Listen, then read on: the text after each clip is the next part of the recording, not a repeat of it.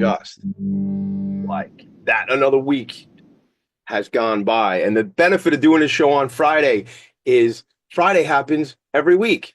And at the end of the next week, there'll be another Friday. It's your boy, Tommy D, the nonprofit sector connector. Here every single Friday morning, I make the trek. I make the trek up from the first floor. I grab some coffee. I think I've been down there 3 times to get more coffee, but I make the trek up here to the attic. That is the room just below the roof of my house. We call it the attic. I didn't make up that term, but about 4 or 5 years ago, somebody locked me up here in the beginning of COVID, and they let me out every now and again for some coffee. But I have this incredible opportunity to meet with nonprofit executive leaders every Friday in the show. But to be honest with you, it's pretty much every day I'm hanging out in the nonprofit sector. I got to visit Sib's Place this week, which is a really important organization here on Long Island, um, for family members, siblings who have either a parent or a sibling who is going through cancer treatment right now. It's a really, really special organization here on Long Island. They're one of the finalists in the Long Island Imagine Awards. Shout out to Vanguard Benefits, our company, the Vanguard Benefits Rising Star Award. I went to the Woodward School, which is a school for young people with different abilities and some challenges and maybe some behavioral issues, things like that, really pouring into those children with what they need. I mean, early on Monday, I went to Nosh here in Glen Head, not far from where I am, but up in Glen Cove here on Long Island. And I went to it's a food pantry, and I got to meet the team there. Again, another finalist in the Vanguard Benefits Rising Star Award. Shout out to Long Island Imagine Awards. April 29th, just a few weeks from now, you can show up if you're close enough to Long Island and you want to travel. Connect with me. Gonna have 500 people there, 80 or 90 different nonprofits represented, and my team at Vanguard Benefits and I are always thrilled to have the opportunity to sponsor these events. So, look, I don't know what else to tell you. I am the nonprofit sector connector. I know it because I made it up and because I had it printed on my business card, and it's a hashtag. So I know it's mine. I made it up. So if you see anybody out there trying to fake you out and say that they're the nonprofit sector connector, call me up. We'll deal with that whole situation. But I will say this, more and more people that I spend time with and I hang out with are also, to be real with you, are also nonprofit sector connectors. I hang out with people who are doing the good work. I hang out with people who are making connections. Shout out to Kellyanne Serini, my friend over at Serini and Associates. She runs all the marketing over there. She's always like trying to hook me up and connect me with people. And she's like, Tommy D, it would be great to have this person on your show. It'd be great to have that person on your show. So it's actually funny because that's kind of how we get here. My guest is Sophia Shaw, Sophia from PlanPerfect. We're going to get into the conversation, but I feel like I must say hello to you first before I continue my rant. Good morning. How are you? What's going on? Good morning. Everything's great. So nice to be on your show. You are the nonprofit connector, that's for sure. I appreciate it. Well, it's so cool too because I started talking about Kellyanne Serini, start talking about Serini Associates. That rolls right into the Nonprofit Resource Hub, which is an organization that we founded, which is a trade association. Ken Serini, David Goldstein, Ken Serini from Serini Associates, David Goldstein from Sir Tillman Ballin, myself and my business partner Ed Probst and our other partner Vinny Blasi were part of the founding team, and Christine Deska and Frank Orzo over at Nonprofit Sector Strategies. Christine is one of my closest collaborators. I love you, Christine. It's so cool hanging out with you. We call each other brother and sister. I always say we're like family. So appreciate that. But it's the thing where we have these different members, what we call associate members, who are business professionals, what I like to say best of breed in different industries that bring resources to our nonprofit partners, about 450, 460 nonprofit members, part of that group. I don't talk about NRH all that much on the show, so I'm ranting on it now, but go to nonprofitresourcehub.org or send your boy an email, Tommy D at philanthropy in focus, PHOCUS. And we spell out with a PH. Right? That's philanthropy in focus. Tommy D at philanthropyinfocus.com. Finish the whole statement, kid. All right, let's get after it. So this show is always about a leader of a nonprofit organization, except when it isn't. So today is one of those exceptions, an exception in a positive way. Sophia Shaw has been an executive in nonprofits for a number of years. She now co-founded this company, PlanPerfect, which we're going to get into today. I promise you all we're going to get into it. It is a great solution for small, medium, and sometimes larger nonprofit organizations, but we will talk about it soon, I promise.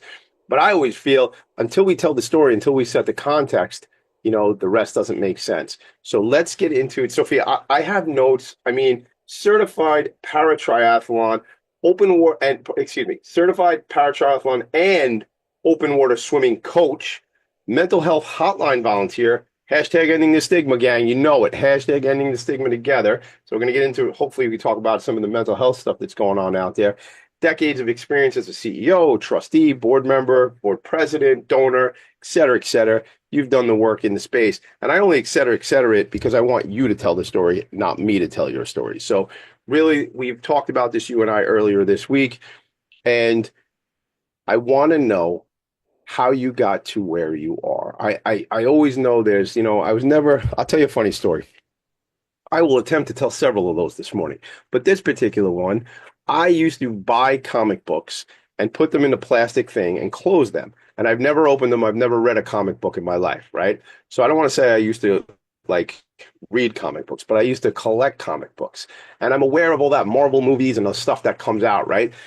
And there's always that Genesis story, right? Like I want to make a comic book. Man, this is so silly. Tommy D comic book and the Genesis story. Where did the nonprofit sector connector come from? Mick Collins, I'm sure you're working on it right now. Mick Collins, my buddy over Pay for Processing. He always likes to chime in during the show. What is the Sophia Shaw story? How does it happen? We'll get into how that evolves into what PlanPerfect is, and I'm sure that's going to be informed by all of your experiences and what you saw in the nonprofit sector.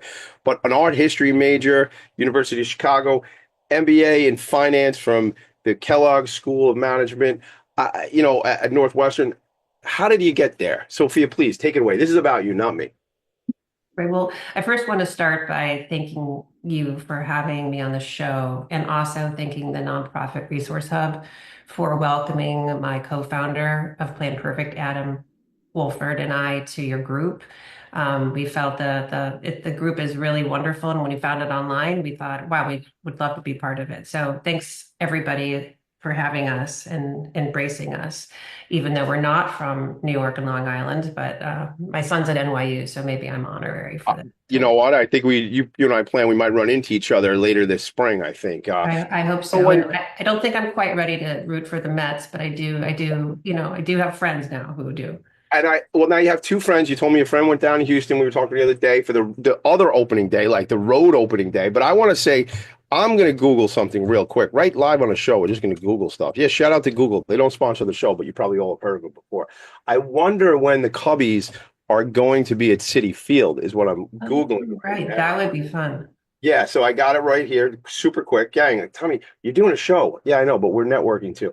So May 9th and May 10th, and May 11th, the Cubs will be in Queens. I'm just saying, I don't know what that means. And then the Metsies are out in Chicago, which is what a cool city. They're out in Chicago, September, end of the season, 23, 24, 25.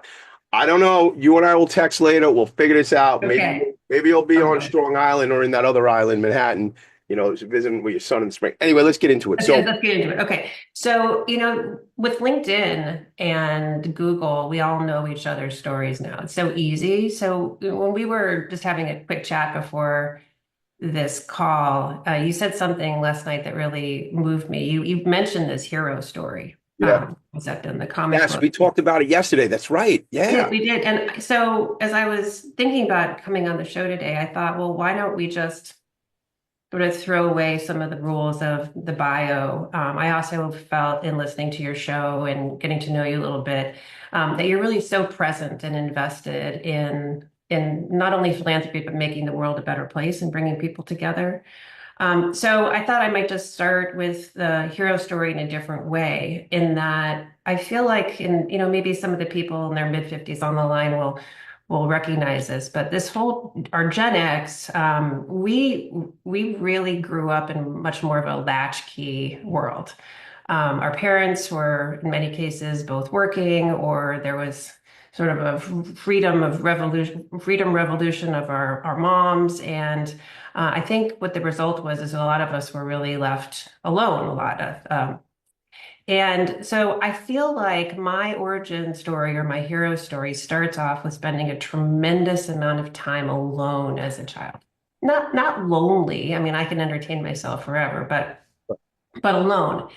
And my career then maybe builds off of that. I felt fairly alone through being young. My mom moved a lot. My parents got divorced. My mom moved to the Caribbean. I sat on a beach by myself a lot. I mean, it like, learned how to scuba dive by myself. And I mean, it was a, kind of an interesting, youthful experience. And it even in college, I felt like I was kind of roaming around a little bit till I met a woman who's now really my best friend. And she's like you, she's a person connector. And she really showed me that I didn't need to be the solo actor in the world, that I could find a way to connect people together. And until then, my ambitions professionally were I had this dream of being an admiral in the Navy. It was only because when I was living in Barbados, the USS Eisenhower came to port, and we got a ride on. I was like, I'm going to be the solo admiral of the Navy. I'm going to be a marine biologist. So then I felt at that point, no, I don't need to do that. I want to be part of the world, part of the world, and gravitated to the nonprofit sector, and I've never left it. I've had just a couple little jobs in for profit and started this company, but other than that, I've been trying to go on the road of finding how to make people feel good about the world, feel good about themselves, feel good about touching other people, whether that is just metaphorically or even holding hands. Yeah. Yeah, I was in a meeting yesterday. Thank you for all that. At the Caribbean, Barbados, scuba diving, so much there. The evolution, I'll call it my word if I may, that evolution of I'm a solo act. Like I saw you up on, I don't know what they call it up on like the Intrepid or what did you say, the Eisenhower? Yeah. Like up on the brig or is like up on top, like I guess that is if you think of it like that is a leadership spot, but it's also a solo spot. You know, you're up there alone, right? And interesting and your friend and sounds like mentor in some ways. It's so great how we could shove each other in a positive way. I have a business partner in one of the projects we do called the Professionals and Animal Lovers Show, and I don't think she'd be upset because she says it's in person, but I have pushed her out of her comfort zone so many times, and I I think it's a blessing that I get to do that because you know what? Life begins outside of your comfort zone. I say it all the time, right? I was on a meeting yesterday doing the typical Tommy D thing. It was a networking thing, you know, the whole schmooze, right? And this woman was like, "Oh my God, you know, you left me in the like being cute. You left me in the waiting room while you guys already started the meeting." I go, "No, no, no, not at all, no." And I go, "Let me give you a virtual hug." And I gave her, and she gave herself a hug, and it was like this thing. And you talk about like holding hands and connection. Dude, I love to give people hugs, but I'm also cognizant of, hey, are we hugging? You mind? Can I give you a hug? Because we got to be mindful because not everybody wants you up in their world, up in their space, right? Even if you are the nonprofit sector connector, not everybody wants to hug me. I don't understand. I do understand. Of course I do. But I'm mindful yesterday, 2 days ago, I'm taking a photo with somebody and I said, may I? You know, may I do the arm around the shoulder? We have to be thoughtful about what people want. There is our personal space, right? However, there is so much when it comes to touch, man. I just need a hug a lot of the time. I need that love, man. Grab people, hug them if they want to be hugged. Don't just grab people and hug them. I mean, it's a whole nother deal. But like, do that because it's loving and it's compassion. And, you know, I believe we're all always evolving and growing and learning. So, like, when you say lonely versus being alone, I love to be alone, right? And I absolutely love to be with people, right? But like there's a time and a place for all of it. I was just on a call with a friend of mine this morning, going through some stuff. And I said, listen, I'm not telling you that you should meditate. I'm not telling you that you should run on the treadmill. I'm not telling you that you should walk your dog, but there's something there. You know, I have friends who really get their meditation, you know, running 5 miles in the morning. Whatever that thing is, like do that. Because if anybody tells me that they can't meditate and they know me and I do meditate, I don't want to hear it. I'm a wild man, right? But I can get quiet and silent. So what I'm just trying to say is you said so much there, the alone versus lonely. I gotta ask you. I mean, my big question, really, and we'll split for a moment and we'll come back. You can answer when we come back, though. I love to tease everybody, keep them right on the edge of their seats. Barbados, man. I thought it was cool. I live on an island, man, but like not like that. I just want to. How long did you live there before we go to break?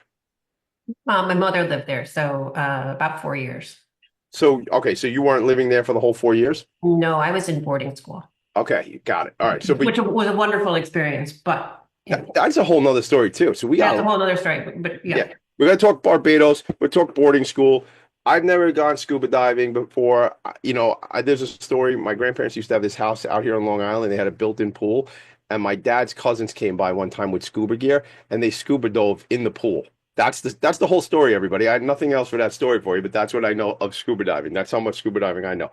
We're gonna take a quick break. We're gonna go to commercial. When we come back, we're gonna talk Barbados. We're gonna talk nonprofit. We're going to talk about evolving, gang. We're going to talk about growing and just continuing to touch and feel and see what the world has to offer because it is really cool. By the way, let's go Mets. We'll be right back. Are you a conscious co-creator? Are you on a quest to raise your vibration and your consciousness? I'm Sam Leibowitz, your conscious consultant, and on my show, The Conscious Consultant Hour Awakening Humanity, we will touch upon all these topics and more. Listen live at our new time on Thursdays at 12 noon Eastern Time. That's The Conscious Consultant Hour Awakening Humanity, Thursdays 12 noon on talkradio.nyc. Are you a high-achieving, growth-oriented leader? Are you interested in developing your authentic leadership while creating a healthy, inclusive workplace? Hi, I'm Dr. Mira Brancu, host of The Hard Skills on talkradio.nyc at 5 p.m. Eastern on Tuesdays, where we discuss how leaders develop the hard skills needed to make a greater impact. We interview experts, have live coaching, and tackle these challenges. Listen to The Hard Skills on Tuesday at 5 p.m. Eastern on talkradio.nyc. You're listening to Talk Radio NYC. Uplift, educate, empower.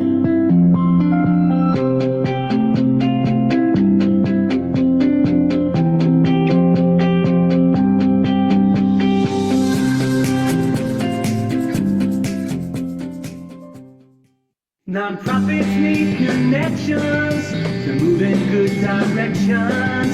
So cut through all the static. Join Tommy in his attic. I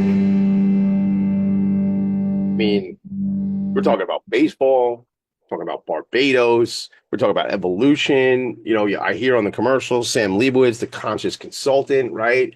I hear professional serving community.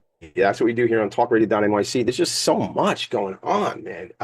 Sophia, I shared the website because we're going to get into the company at some point soon, but talk to me about Barbados. Like, what is that like? I mean, I always see these people, like, we go to vacation to these places and I go, people actually live here. Like, people like live here. Like, people, like, I have a friend of mine, Dr. Dorothy Martin Neville. She's great. She's got an incredible story. She's up she's from Southie, Boston, South Boston. And she was a nun. She was a flight attendant, air attendant. What do we call them? Folks now who work on the plane, like flight attendant, stewardess is what she was. That's what we called it. And she lived in like Grenada, maybe for like, or she was like married to like the president of Grenada for like a couple of years. Like people live in these places. Tell me about your mom living in Barbados, real quick. Just a quick story. Real quick. Yeah. People live obviously all over the world, which Right. is something that I think as Americans, we don't spend enough time thinking about. And my mother at the time worked for the U.S. Agency for International Development, USAID. It's been in the news a lot. And so she was really pursuing her life's dream was to have a career. And she had raised my brother and me when we were little, but she wanted to do her thing. I don't blame her. Yeah. So she moved down there, and then I spent a lot of time going from, when we were on vacation or in the summer, I worked at the USAID office. I was the receptionist. Wow. So when people would come to the door, they would, I would announce them on the PA system. I mean, everyone has to remember there was no internet, no cell phone. It's a wholly different world. I had a switchboard that I had to push the buttons, and I had to say that was one of the jobs I wasn't really good at. I wasn't really good at another job I had right after college, which was working in the Art Institute of Chicago jewelry desk, trying on jewelry for people and trying to get them to buy it. I couldn't, wasn't good. But we're honing in on the two jobs that I didn't do well, but I did, I did have the career that's on LinkedIn. The show is not called "How Did You Fail?" Like that's Right, well, exactly. and I joke with you, but because listen, we got to talk about failing just in general because we find out what we're not good at, and either we want to pour in and get better at that, or we go, let me go over here where I'm really filled with bliss and I'm in flow, and let me go do that, right? Yeah, Yeah. exactly, exactly. And through the trials and tribulations of those internships, which I really encourage every young person to have a number of those trials and tribulations of doing jobs that either they really love, but maybe they're not well equipped to do going forward, or that they really don't like and know that they need to definitely avoid this in the future. You really find out a lot about yourself. But I, over time, graduated from those experiences to really being in the very, very large nonprofit sector. I got lucky in my jobs, and my first really big job was at a auction house in Chicago. I became I was started in the mailroom. I was the head of shipping. So the trucks would come in with all of the objects for consignment, and we'd unload the trucks. I worked with 9 guys. We had uniforms that were, got dirty all day, and then I would do all the ship manifests. I'd call the trucking companies, and that auction house experience was tremendous. And my first leadership experience, because I started as this blonde girl, and in a group of guys, and I was able to become, over time, the vice president of the property department. And that's where I first really understood how to work across difference. I grew up with privilege. Many of the guys on my crew didn't. And we learned how to really work together, whether that was just the organizing everything or actually lifting the really heavy furniture. And they would teach me how to do that. I have a couple questions about that. First of all, this is the silly question because did you guys wear jumpsuits like where it's like a onesie with a zip up? No, we wore these jeans, Okay. black jeans, and a green, like Hanes t-shirt. Just Okay. didn't, was not flattering, with a belt. All right. So the reason I ask is so I grew up listening to all types of different music, and Beastie Boys was definitely somebody. My friend Chris DeLuca influenced me with the Beasties. I was more like Tribe Called Quest, Cypress Hill, Nirvana when that was like the thing. And I mean, I'm very, very varied, Tommy, but very varied taste in music. But like one time the Beasties had like they showed up in like just jumpsuits and it was and I want a jumpsuit. I'm Mhm. telling the world I want like a Dickies jumpsuit zip up I that just have says one. Tommy D on there. Why do you have I who knew have this? one. I Why have one would from this the happen to Chicago this? Botanic Garden. So I have the full length, head to toe. I think it's Carhartt. Yeah, Carhartt, One sure. that I got because of the Chicago Botanic Garden. So I was CEO of the Chicago Botanic Garden in Chicago, one of the most amazing gardens in the world. And in the winter, all the crew would wear these super thick head to toe. Yeah, And I needed one of those. I I needed love that. Yeah, so I use it. I use it in Chicago for plowing the snow, shoveling the snow. I used it. I did a lot of conservation work in a place that my family had in the rural part of Illinois, and so we would cut down buckthorn and honeysuckle in the winter with chainsaws, and I would wear that to keep warm and also to keep safe. Dude, So I have one. what is this show about? Like this would people would ask right now. Like that's how we go. I get an idea in my head and you actually have one. Here and then I take it to another level. I'm like, dude, how fun would that be if we go to the Met game and you wear your thing and I go buy a jumpsuit? I don't know why, man. It's just what goes Yeah. through my brain. I see a bright red jumpsuit that says Tommy D, like a gas attendant in like, 1950 or something like that. Like zip up. Anyway, gang, they're like, what is he doing? See, that's what's great when it's your show, Sophia. I don't work for nobody. I could just have fun with my guests, and people keep coming back and listening. So I guess I'm just following you here. I I mean, listen. I'm not a great dancer myself, but I'm a really great partner to a good Yes. dancer. Well, I can't dance, but I try to sing sometimes. Anyway, I love My it. husband would tell me immediately, do not sing along with him. Yes. Well, you know what? He's no fun then. He doesn't know. It's not because listen, it's not about everybody else. It's about you. Like I want to play the Tommy D show, and that's that. And if you like, I have a daughter who is an incredibly talented singer, right? And I told her, I was like, listen, can we have the same singing teacher? And she was like, no, no, I don't want to like share my singing teacher. Anyway, I'll try to get back on. I keep trying. Do you see how we're going today? This is just we're all over the place. Right. This is it's a plain hooky today. I'm going to the Met game. It's opening day. I told you that before. So I'm on a hooky day. So I want to get into something you talked about though, that privilege piece. You say you came somebody Jesse says philanthropy out of focus. Yeah, no kidding. Welcome to the show. So you talked about coming from privilege, and then you met people from a different socioeconomic situation when you were doing that work in the warehouse, right? And not to be silly, but was that like, we're not all exposed to what other people are dealing with and what other people's lots in life are. Was that something that changed you? Just the dynamic of working with people from different backgrounds and different economic situations, things like that. Yeah, I think it also, yes, because of their generosity toward me, I think, because we all had to work together to get a job done. Another situation was that I was working at the Field Museum in Chicago, and the Field Museum is like the American Museum of Natural History, one of the big natural history museums in the world. And I was leading the exhibitions, temporary exhibitions program. So we were creating exhibitions from all over the world, from China. The Dead Sea Scrolls would come. I mean, it was those organizing, and I got promoted. I was young. I was 30. Let's say I was 34, something like probably wrong. Somebody go on LinkedIn, they'll say, Sophia, the math doesn't add up, but I'm like, just call it what it is for now. And I was promoted, and everybody who was reporting to me they were at least 10 years older. And there was this teeny little staircase I was walking up the day I was told I was being promoted, and I could hear them all talking about me at the top of the staircase. And they said, what will we report to this woman? First of all, she doesn't have any of the skills that we have. She's young, da, da, da. And I said to myself, oh my. So I said, I could either go back down the stairs, hide around the corner, cry, or I could go up the stairs. And I went up the stairs and I said, guys, I get it. You all have skills that I don't have. So my job is not to do your jobs. My job is to help get rid of the barriers. Right on.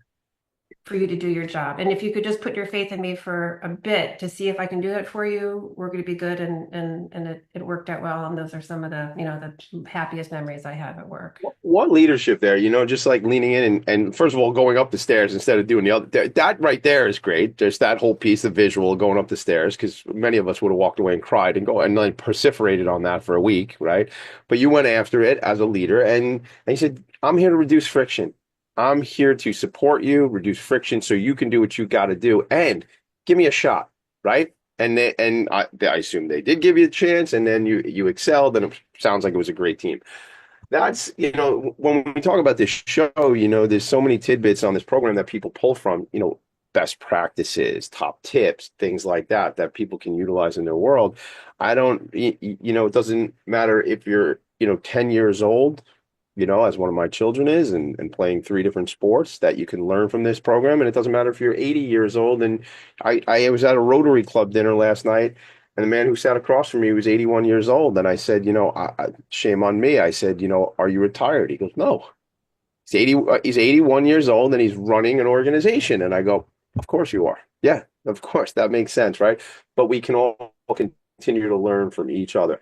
I want to get into some of the nuts and bolts, and we'll take one more break. We come back. Some of the nuts and bolts and some of your experiences. Certainly, aside from just having that jumpsuit, you had other things going on at the Botanic Garden, which I want to talk about the Botanic Garden, because, we got the Brooklyn Botanical Garden over here, not far from here, but we got Queens Botanical Society with all those cool things. I want to know what that actually looks like, because when we hear nonprofit, it's like, okay, that's social services or the MH, the mental health space, or IDD, individuals with intellectual developmental disabilities. It's also nature, it's conservancy and things like that. So I want to get into that when we come back, and then we will pivot that, as they say, into PlanPerfect and some of the solutions that and why PlanPerfect even exists. So let's come back from that. We'll go to Chicago, Chicago, my kind of town. That's not the lyrics. We'll be right back. Go to break. Hey, everybody, it's Tommy D, the nonprofit sector connector, coming at you from my attic. Each week here on talkradio.nyc, I host the program Philanthropy in Focus. Nonprofits impact us each and every day, and it's my focus to help them amplify their message and tell their story. Listen each week at 10 a.m. Eastern Standard Time until 11 a.m. Eastern Standard Time, right here on talkradio.nyc. Hi, I'm Linda Marsanico. The A Train to Sedona is a memoir about my journey to love and compassion. It's also the name of my new broadcast on Wednesdays at 12 noon. When we are spiritual, we embrace possibilities and ideas, which strengthen our mind, body, spirit, health, and wisdom. On the A Train to Sedona broadcast, I plan to interview guests who embrace these expansive practices. Join us on Wednesdays at 12 noon on Talk Radio New York City. You're listening to Talk Radio NYC at www.talkradio.nyc. Now broadcasting 24 hours a day.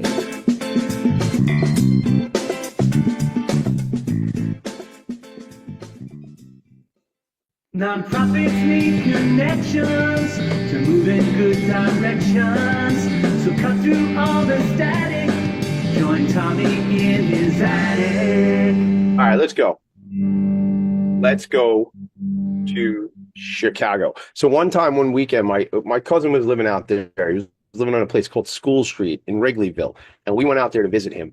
And we went to a Cubs game and we went to a Sox game in that weekend.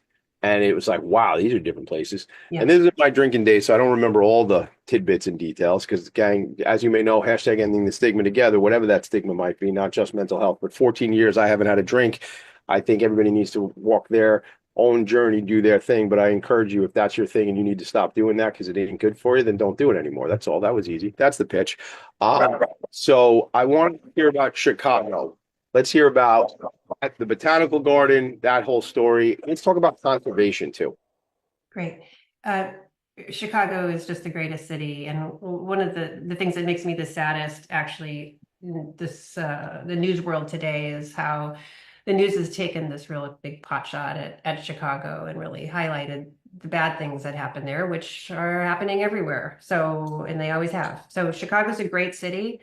We're right on Lake Michigan, and a lot of people from the East and West Coast come to Chicago and they say, "What's that thing out there? Is that the ocean?" No, that's the Great Lakes are the source of fresh water of the world. It is, the whole world, but it is a very special place. And Lake Michigan offers the opportunity for people to swim, bike, run, and really connect people to nature. The Chicago Botanic Garden is actually about 19 miles north of downtown Chicago. It's 400 acres. So if you've been to Brooklyn or the New York Botanical Garden or Queens, the great botanical gardens in New York, this is physically bigger.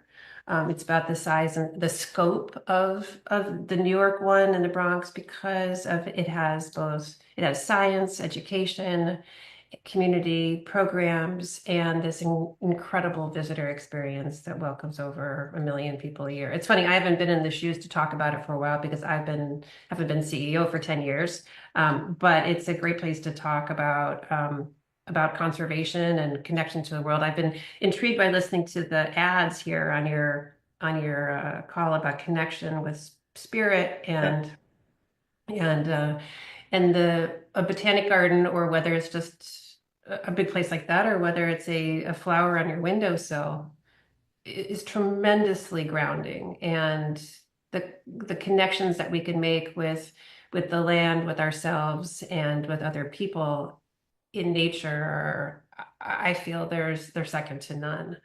Talk about meditation. Maybe somebody isn't ready yet to start a meditation practice. I mean, like you and I have, right. But they are able to maybe turn off their phone for 20 minutes and take a walk in nature, and that's called forest. You can do forest bathing. Really connect to people and plants. The Chicago Botanic Garden, among others, also has tremendous programs in community agriculture, community health, working with health partners. So it was the happiest 10 years professionally until now. Now that I've been working with Adam on PlanPerfect, work, the 24/7 kind of work. My kids grew up there, so to speak, under, coming to the garden. Oh, a good story there is they were little. They were 3 and 4 when I became CEO. And I had to hand it to the directors, the board, which we could talk about boards of trustees later, Yeah. boards of directors. But the board to hire a 30, again, 7-year-old woman 2 with young 2 kids. tiny kids. Yeah. You got to hand it to that group of men Yeah. to have done that. They saw something, right? And obviously, and took a shot. But interesting that you bring that up, because it's the beginning of April, so we just came out of is it International Women's Month or Women's Recognition Month and things like that. In your own experience, that is, I'll ask, is that empowering? Do you see that as a great story to tell to other young women coming up and other older women going through different things, just to, you can have it all. You can run an organization, you can have your children, and again, it's all about organization too, I guess. But can you talk about that since it came up? Right. I think, sure, you can have it all. There is always going to be a cost. Yeah. I mean, there is going to be a cost someplace. Something I've been really giving a lot of thought to, though, is things are moments in time. So when my PlanPerfect co-founder, Adam, and I talk about, wow, we're working 7 days a week right now. This is really a lot. It's intense. We're meeting on the weekends on Zoom and co-working there. And that's his word. I'm not, the millennial co-working word I'm trying to adopt. This is a moment in time. So yes, you can have it all if you really think of it. This is a moment in time. I'm CEO. I've got 2 little kids. I'm trying to maintain good relationships with my partner, my friends, but it is not easy, and you need real help to do that. Real help from community, and to go back to the philanthropy and focus. This is where we really, again, I had the ability, running a big institution, making a healthy salary with the support of my board and 250 full-time people, to have it all. But that's not what most women have. That's not what most fathers have, or mothers, or parent teams. They don't have it all because they are struggling to put food on the table, and they're struggling to keep themselves healthy and give their children a better life than they had. And that's why so many of these nonprofits that you feature on your show, Tommy, are so worthy of our investment, and so worthy of having the kinds of plans that we're trying to work on it with the company we founded. The reason I moved to the topic earlier about going to big organizations, I've always been in big ones, is that I think we give short shrift to the small nonprofits sometimes, and these small nonprofits are really doing incredible work, and they're nimble and connected, community minded, and really make up the framework. We can have the great Chicago Botanic Gardens and the ones in New York and the big museums, and those are wonderful. But where a lot of the magic is made in the world is with these little ones. And there's so many, and it's such a pyramid too. And we think of that, the majority of the organizations are much smaller. I don't know, I'm not going to give stats right now, but a far majority of organizations are less than 10 million in revenue. And I laugh because many more are less than $1 million, in annual budget for organizations. And I've featured many of those on the show here. Let's dive into, I mean, listen, there's so much we can get into. One quick question, and then I really want to get into PlanPerfect and how you and Adam came up with this and why it is a thing. But with the triathlon thing, it's funny how things happen, because I looked it up before, and then you said there's so much to do in Chicago: swim, bike, run. And I just Googled what is a triathlon, because I remember there's like a thing with a rifle. And I said, I think there's shooting in that. There's no shooting in a triathlon. That must be something else I made up. But swim, bike, run. So there's all that connection. Tell me about the triathlon, and then let's take that, or just your interest there and coaching. Yeah. and then into PlanPerfect, please. I think that the triathlon and the open water swimming is actually very related to PlanPerfect and how we ended up here. I was going through a pretty big mental health crisis, and I feel comfortable saying that on your show because it's something that you focus on. When I was getting divorced from my kids' wonderful dad, and I was really in a bad place. It was really sad, and I didn't know how to cope with those feelings. And I decided that maybe I would try to go for a run. Okay, I've never been for a run in my life. I've never been an athlete, whatever it was. I was 44 years old, let's say. I could not run I couldn't run 250 yards. I could not do it. It was not happening. So over the next 2 weeks, I tried to run 1 mile and it took me 19 minutes. Okay. And then I tried to run one mile every other day. I think that went on for a year. And then I, at some point, had no ambition of being an athlete in my, late 40s. No one even talks about the fact you can become an athlete in your late 40s and early 50s. I mean, people think, oh, you can become an athlete when you're 10, like, your kids, but not like when Yeah. you're old. And so I ran 2 miles, and then a couple years later, somebody said, well, could you think you could run 5? And I tried 5, and then I said to my husband, like, what's the longest distance you've ever run? He said, 5 miles. I said, well, I'm going to run 8 miles.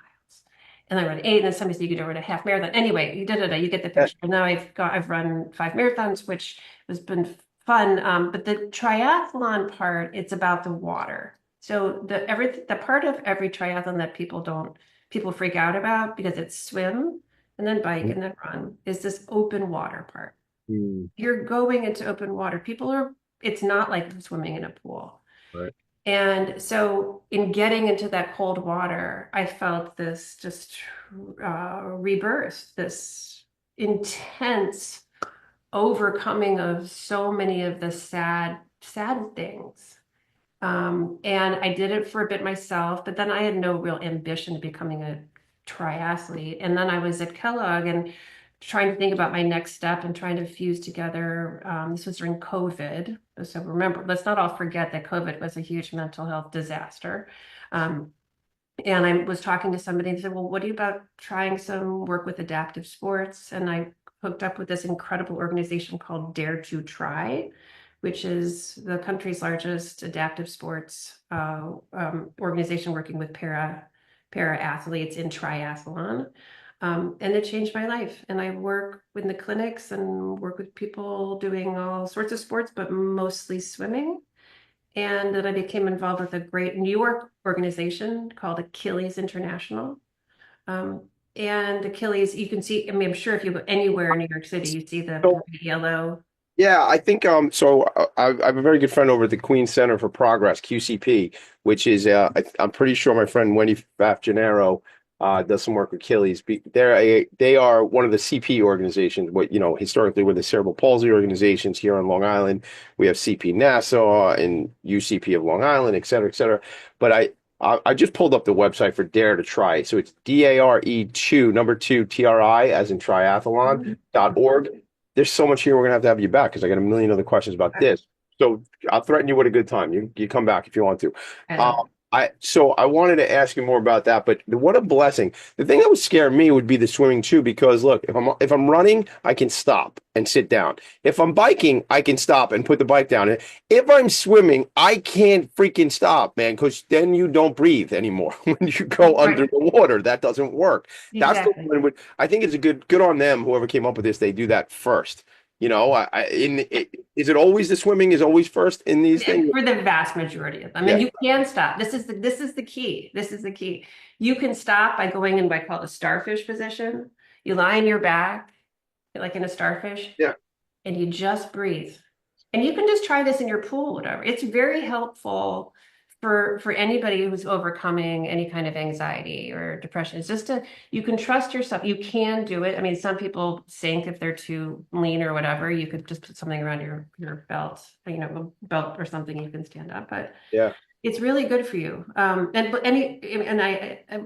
all of these experiences together one day, Adam and I were working together on a different project, and we said, there's nobody really out there helping these small to mid-sized nonprofits figure out how to go forward, how to track what they're doing, how to make a plan, how to figure out how to measure the metrics of their success in an affordable way. And that's how PlanPerfect was born. So, when you get to be a certain age, like I am, you can say your whole life has been leading up to something, and that's how I feel right now. I love it. Hindsight is 2020. They say we're going to take a quick break real quick. As we come back, I really want to dive into this product, what it does, how it helps teams, how it helps nonprofit organizations, how it's from a strategic planning. We hear those words, strategic planning, all the time in the sector, but you all are making it, I'll just go with adaptable for smaller organizations since we're on that adapted thing. Let's take a quick break. We'll come right back and we will talk more on the organization PlanPerfect and how it helps. Right back.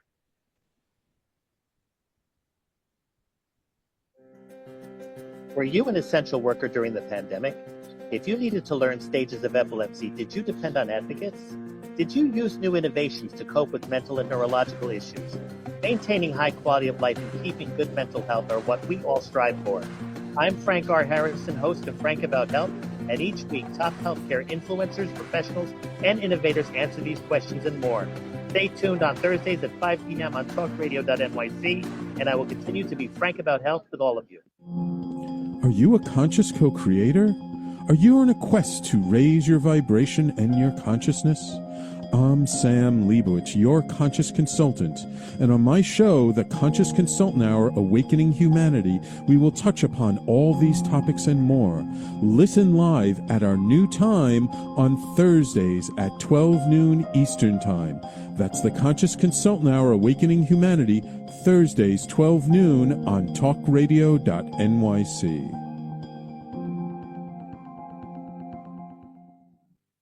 You're listening to Talk Radio NYC at www.talkradio.nyc. Now broadcasting 24 hours a day.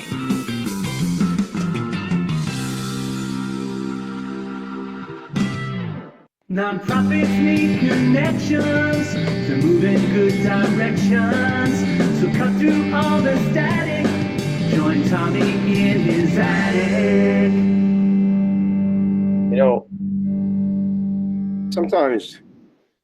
Sometimes when somebody writes a book, they have like a subtitle or they like the extra title. Like they make it like this is, philanthropy and focus, where I help nonprofit executive leaders tell their story and amplify their message. And then it should say in parentheses, it should say, we always run out of time. We never run out of things to talk about. That should be like the subtitle of the show. So, gang, if you're writing a book about Tommy D, that's what it should be called. All right, strategic planning. Why is it important, really? I mean, the website, by the way, is planperfect.co, planperfect.co. And one of the things I was highlighting while we were at break there, while our name is PlanPerfect, we understand that even when things aren't going perfectly, they can still be going right. What matters is the journey and the thought you put into creating the best possible strategic plan for your organization is just as important as the final product.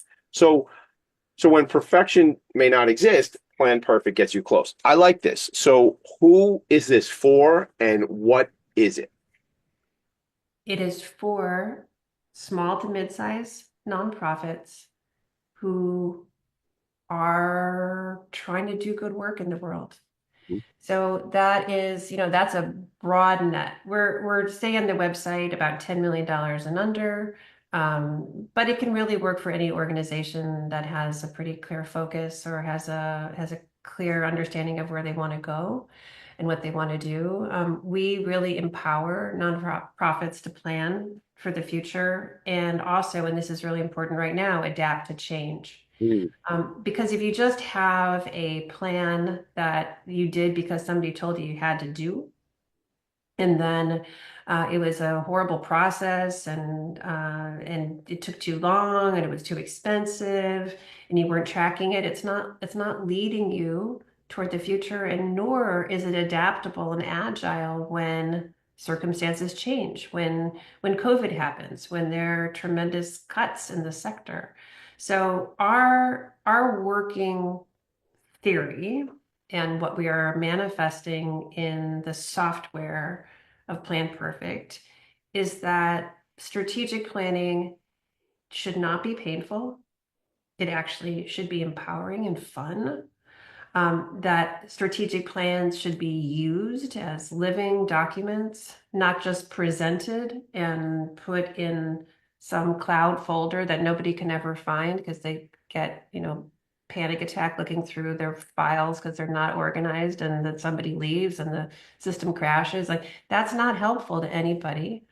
They should be like building momentum, not just filling in boxes. And I sometimes think we, in strategic planning or planning of any kind, even life planning or planning where we're going to go on a trip or anything, we confuse complexity with sophistication. Like, we really believe that clarity is what helps people move forward. So having a good plan that is short and visible and updated regularly, and that everybody on the board and on the staff can talk to, is how decisions are made, and how we make impact, how we help those people that you highlight on your show, and not just those people, but all of us to be a more healthy community. When I thank you for all that. When I hear people say, words have meanings, but they also create responses in our feelings. And when I hear strategic planning, sometimes it sounds like a daunting task. And maybe that's just because contextually that's what I hear people talk about. We had another strategic planning meeting. We're doing our strategic plan. It's like, Right. oh baby, are we building a skyscraper, or are we giving ourselves, and correct me if I'm wrong, but an outline that is a living document that builds momentum that we can go back to and tweak and erase and cross out and rewrite in the margins, which I think a lot of your program can do you don't actually need a pen and a pencil. But that sounds more to me like, like whether it be a life plan for me as a human being or a life plan for our organization as it relates to development, sustainability, succession planning, all that stuff, we can write in pencil. Right? Like, Right. We can. And even a show like this, which, Tommy, is really fun to be on because it's free flowing and full of energy. We planned this. yes. We talked a couple months ago. We put it on the calendar. Your team followed up with me. We talked yesterday. We planned this. This is not just life.